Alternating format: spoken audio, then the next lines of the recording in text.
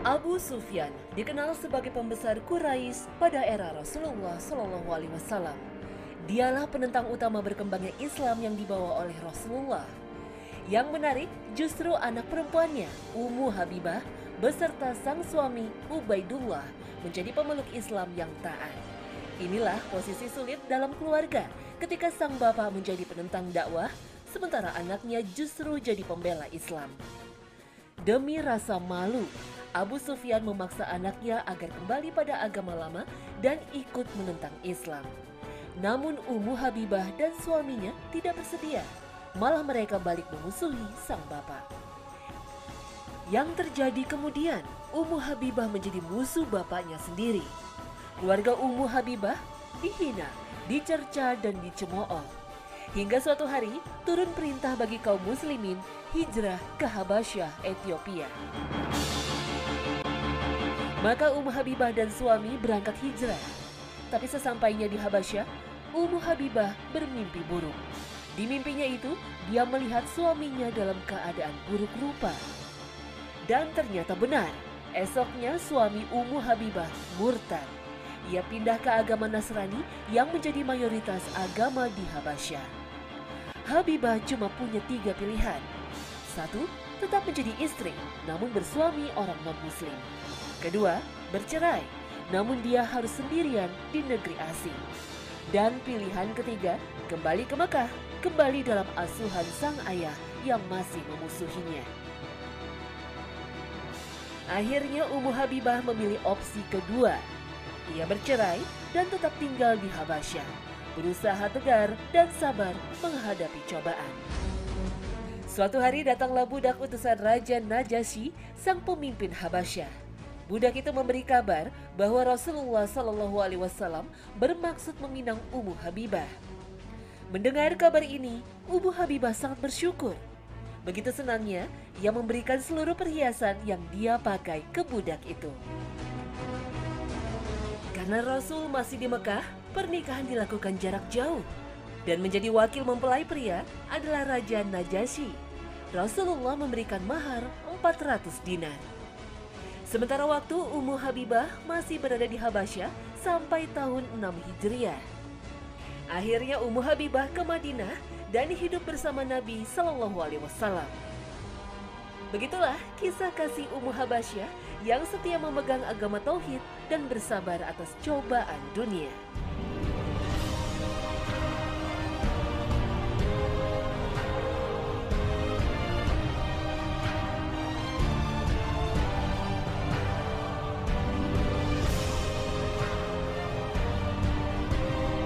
Abu Sufyan adalah salah satu lelaki yang berpengaruh di kota Mekah 14 abad yang lalu.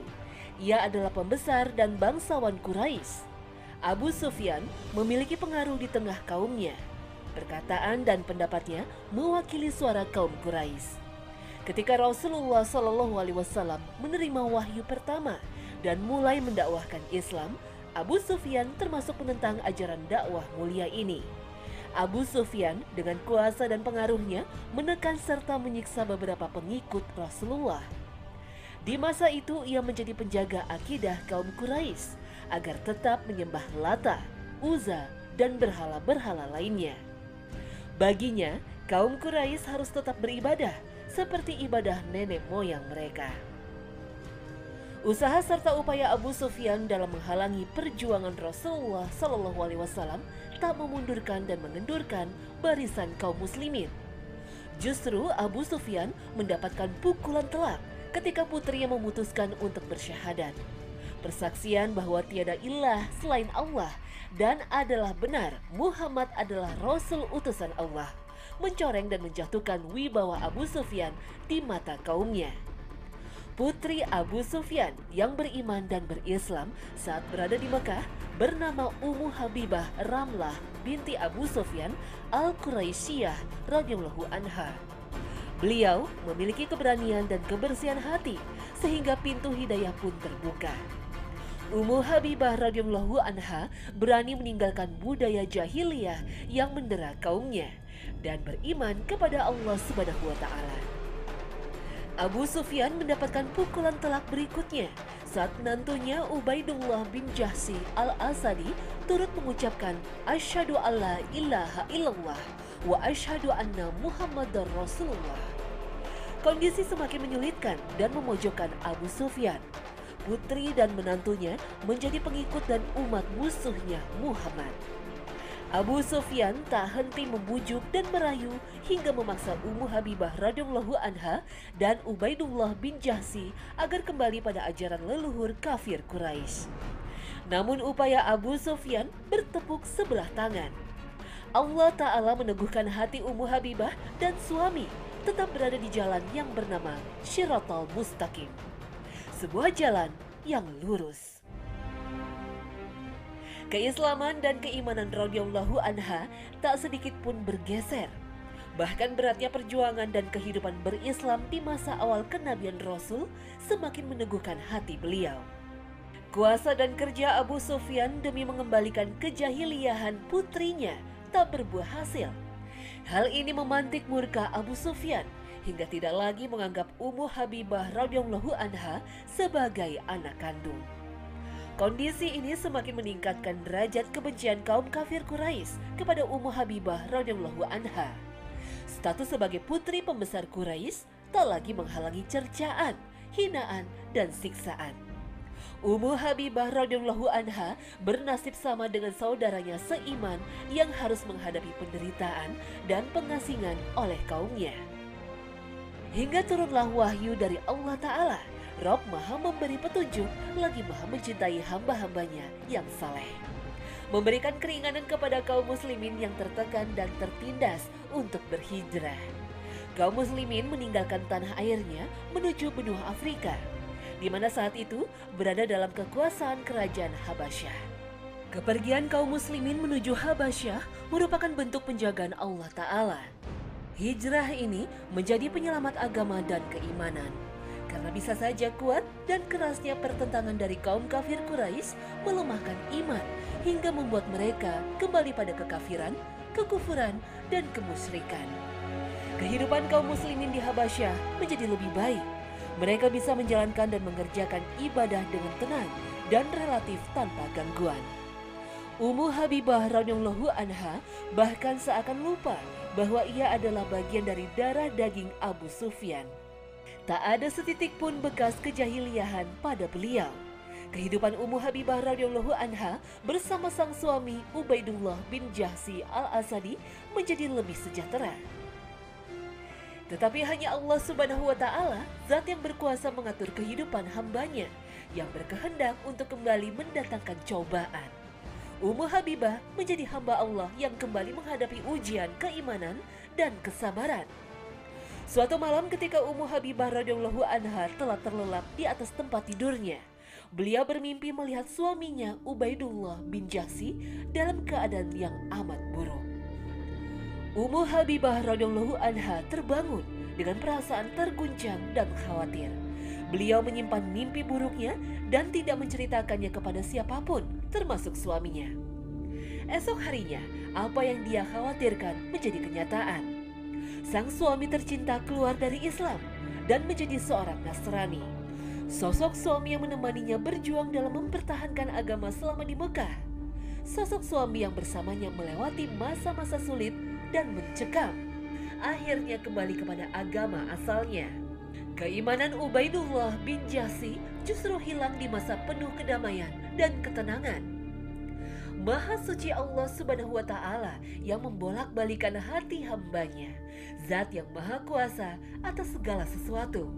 Dan Allah telah berfirman dalam kitabnya yang suci, Al-Quranul Karim, sesungguhnya kamu tidak akan dapat memberi petunjuk kepada orang yang kamu kasihi, tetapi Allah memberi petunjuk kepada orang yang dikehendakinya.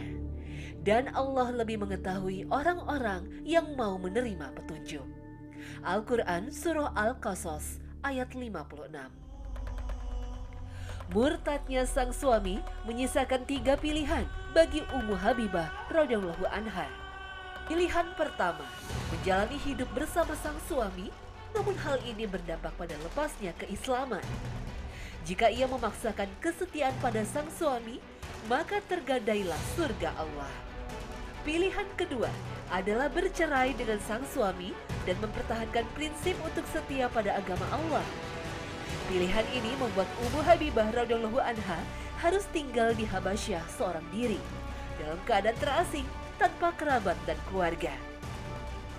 Pilihan ketiga, kembali ke Mekah, kembali menjadi putri Abu Sufyan, kembali dalam naungan sang ayah, yang artinya akan memaksa Ummu Habibah radhiyallahu anha hidup dalam keadaan terjajah agamanya. Keteguhannya dalam memegang keislaman dan keimanan harus kembali teruji. Beliau memilih jalan bercerai dengan sang suami dan tetap memeluk agama Allah. Beliau siap menjalani hidup dalam keterasingan demi mempertahankan agamanya. Namun senantiasa berharap suatu saat nanti Allah Subhanahu wa Ta'ala akan memberikan kemudahan bagi urusannya dan mendatangkan kelapangan dari sisinya.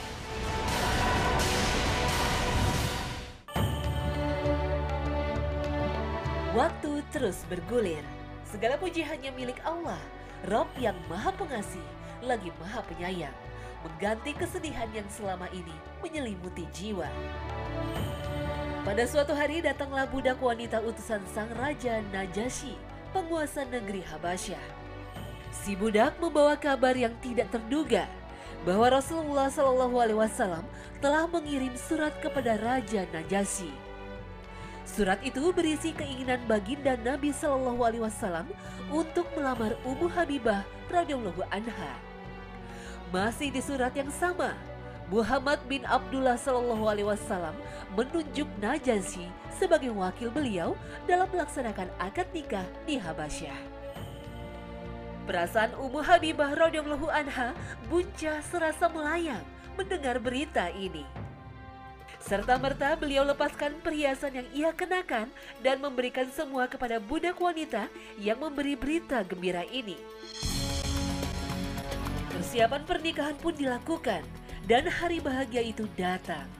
Semua sahabat yang hijrah berkumpul menyaksikan akad pernikahan Rasulullah SAW dan Ummu Habibah radhiyallahu anha. Raja Najasyi menyerahkan mahar sebesar 400 dinar, mewakili mempelai pria Rasulullah SAW. Mahar itu kemudian diterima oleh Khalid bin Sa'id bin Al-Ash sebagai wali dari Ummu Habibah radhiyallahu anha dalam akad pernikahan. Jalinan akad pernikahan ini telah menempatkan Ummu Habibah radhiyallahu anha pada derajat yang tinggi di dunia serta di akhirat. Sebuah kedudukan bagi setiap hamba yang bersabar di jalannya, serta untuk setiap hamba yang mengutamakan Allah Subhanahu wa Ta'ala dan Rasulullah SAW dibandingkan urusan-urusan lainnya. Setelah akad nikah ini, Ummu Habibah radhiyallahu anha masih tetap tinggal di Habasyah sampai masa tahun ke-6 Hijriah. Sang pengantin menuju ke Madinah dan bertemu dengan kekasih yang selama ini beliau rindukan, Rasulullah Muhammad SAW. Ummu Habibah radhiyallahu anha senantiasa mendampingi Rasulullah SAW sampai wafatnya. Ummu Habibah radhiyallahu anha meninggal pada tahun 44 Hijriah atau 34 tahun setelah wafatnya baginda Nabi SAW. Allah Subhanahu wa Ta'ala memanggil kembali Ummu Habibah radhiyallahu anha ke sisinya dengan status sebagai Ummul Mukminin, ibunda kaum muslimin. Ummu Habibah radhiyallahu anha telah tiada. Namun keindahan kisah hidupnya senantiasa menghiasi lembaran catatan sejarah manusia. Keteguhannya dalam menjaga agama menjadi pelajaran besar bagi siapa saja yang mau dan mampu mengambilnya. Apakah manusia itu mengira bahwa mereka dibiarkan begitu saja menyatakan, "Kami telah beriman," sedang mereka tidak diuji lagi. Dan sesungguhnya kami telah menguji orang-orang sebelum mereka. Maka sesungguhnya Allah mengetahui orang-orang yang benar, dan sesungguhnya Dia mengetahui orang-orang yang berdusta. Al-Quran Surah Al-Ankabut ayat kedua hingga ketiga. Alkisah, ada seorang raja yang sedang bersantai di lantai atas istana. Saat sedang melihat sekeliling istana, dia melihat seorang perempuan di atas loteng rumah. Perempuan tersebut cantik sekali. Lantas sang raja berkata kepada sebagian dayang-dayangnya, "Perempuan itu istri siapa?" Mereka berkata kepada sang raja, "Perempuan itu istri pelayan tua yang bernama Fairuz." Kemudian sang raja pun turun. Demi mabuk cinta kepada perempuan tersebut, sang raja memanggil pelayannya dan berkata, "Hai Fairuz." "Saya Paduka," jawab Fairuz. Raja melanjutkan, "Ambillah surat ini, bawalah ke negeri seberang dan berikan aku jawaban." Fairuz mematuhi perintah sang raja. Lantas dia menuju rumahnya dan meletakkan surat di atas tempat tidur. Fairuz mempersiapkan diri untuk melakukan perjalanan. Saat pagi tiba, Fairuz berpamitan kepada keluarga dan ia pun berangkat untuk memenuhi perintah raja tanpa menyadari sebuah rencana licik dari sang raja. Saat Fairuz pergi, sang raja menuju ke rumah Fairuz. Dia mengetuk pintu dengan pelan. Lantas istri pelayan tersebut berkata, "Siapa di luar?" Sang raja menjawab, "Saya raja, majikan suamimu." Sang istri membukakan pintu untuknya, lalu sang raja pun masuk. Si istri berkata kepada raja, "Baru kali ini saya melihat tuan ke sini." Sang raja berkata, "Saya datang untuk berkunjung."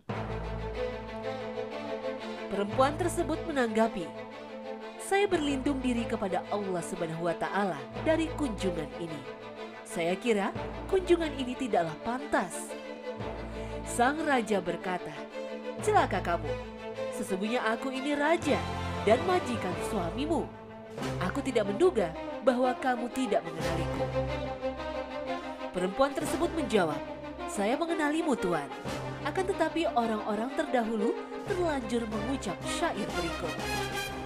Saya akan meninggalkan air kalian tanpa mau mendatanginya, karena telah banyak orang yang mendatanginya. Jika lalat jatuh pada makanan, maka aku pun mengangkat tanganku, padahal nafsuku menginginkannya. Singa-singa enggan mendatangi air ketika anjing-anjing telah menjilati air tersebut." Kemudian perempuan tersebut melanjutkan, "Wahai raja, Paduka telah mendatangi tempat minum anjing Paduka dan Anda meminumnya." Maka sang raja menjadi malu. Perkataan perempuan tersebut membuatnya beringsut keluar dan meninggalkan perempuan tersebut. Tapi sang raja lupa, sandalnya tertinggal di dalam rumah. Saat Fairuz sedang dalam perjalanan, ia merasa kehilangan surat. Ternyata Fairuz tidak membawa serta surat tersebut. Dia pun teringat surat itu masih ada di bawah tempat tidurnya. Lantas dia kembali ke rumah. Kebetulan dia sampai di rumah setelah sang raja keluar dari rumahnya. Tetapi dia menemukan sandal sang raja di dalam rumahnya. Dia pun tidak kehilangan akal. Fairuz tersadar. Sang raja mengutusnya untuk melakukan perjalanan ini. Sang raja telah merencanakan sesuatu. Fairuz pun terdiam dan tidak mengucapkan sepatah kata. Dia pun mengambil surat dan berangkat untuk memenuhi perintah raja. Tatkala dia telah melaksanakan tugas, Fairuz menghadap sang raja. Lantas sang raja memberinya hadiah 100 dinar sebagai upah menjalankan tugas dengan baik. Fairuz akhirnya pergi ke pasar. Ia membeli sesuatu kesukaan istrinya. Dia juga mempersiapkan hadiah yang bagus. Fairuz mendatangi istrinya lalu mengucap salam kepadanya dan berkata, "Ayo kita berkunjung ke rumah ayahmu." "Untuk apa?" tanya sang istri. Fairuz pun menjawab, "Sang raja telah memberi hadiah kepadaku dan saya ingin engkau menampakkannya kepada keluargamu." Sang istri pun bangkit dan menuju ke rumah ayahnya. Mereka bergembira dengan kedatangan perempuan tersebut serta benda-benda yang dibawa. dan Fairuz menyuruh istrinya menetap di rumah ayahnya selama sebulan. Fairuz tidak pernah menanyakan istrinya dan tidak pernah menyebut-nyebutnya. Kemudian saudara si istri mendatangi Fairuz dan berkata, "Kamu pilih antara menceritakan kepada kami akan penyebab kemarahanmu, atau kami minta putusan hukum kepada raja." Fairuz menjawab, "Jika kalian menghendaki putusan hukum, lakukanlah. Saya tidak meninggalkan hak istri saya yang menjadi kewajibanku."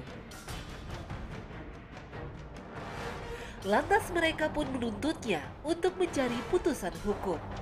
Fairuz bersama mereka menghadap hakim. Ketika itu hakim sedang duduk di samping raja. Namun dalam persidangan ini, saudara si istri menggunakan bahasa perumpamaan. Kebun menjadi bentuk perumpamaan istri Fairuz. Dalam perumpamaan ini, sang saudara istri Fairuz meminta pertanggungjawaban karena telah menelantarkan kebunnya. Saudara si istri berkata, "Tuanku hakim yang mulia, saya menyewakan kepada pemuda ini kebun yang berpagar kuat, lengkap dengan sumur yang airnya berlimpah dan terpelihara serta pepohonan yang berbuah. Lalu dia memakan buah-buahnya, merobohkan pagarnya, dan menghancurkan sumurnya." Lantas hakim menoleh ke arah si pemuda dan berkata kepadanya, "Apa tanggapanmu, hai Fairuz?" Fairuz menjawab, "Wahai Tuan Hakim, saya telah menerima kebun itu dan saya menyerahkannya lagi kepadanya sebaik keadaannya semula." Hakim bertanya kepada saudara istri Fairuz, "Apakah dia mengembalikan kebun itu kepadamu sebagaimana keadaannya semula?" Dia menjawab, "Benar. Akan tetapi saya ingin mengetahui penyebab dia mengembalikan kebun itu." Hakim berkata, "Apa tanggapanmu, hai Fairuz?" Fairuz menjawab, "Yang mulia, demi Allah, saya mengembalikan bukan karena membencinya. Hanya saja pada suatu hari saya datang dan ternyata saya menemukan jejak singa di dalamnya." Maksud Fairuz adalah sandal sang raja yang tertinggal di rumahnya. "Saya takut diterkam oleh singa tersebut. Makanya saya menahan diri untuk masuk ke dalam kebun untuk menghormati singa tersebut." Pada saat itu sang raja yang sedang duduk bersandar langsung duduk dengan tegak dan berkata, "Wahai pemuda, kembalilah pada kebunmu dalam keadaan aman dan tenang. Demi Allah, singa itu masuk ke dalam kebun tetapi tidak melakukan apa-apa. Ia tidak menyentuh daun, buah, dan apa saja. Ia berada di dalamnya hanya sebentar saja dan keluar tanpa berbuat apa-apa. Demi Allah, singa tersebut belum pernah melihat semisal kebunmu dan tidak ada yang lebih kuat perlindungannya daripada pagar yang mengelilingi pepohonannya." Selanjutnya, Fairuz pulang ke rumahnya dan istrinya pun dikembalikan kepadanya.